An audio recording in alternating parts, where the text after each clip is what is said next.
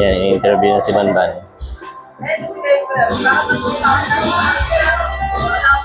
Banban.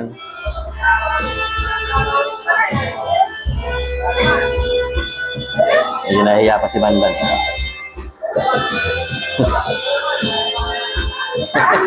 Tumatakbo. Nahiya pa yan.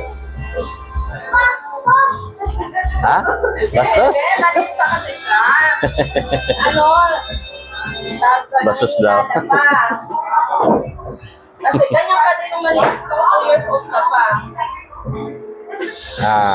Dalaway ka, Banban? Ha?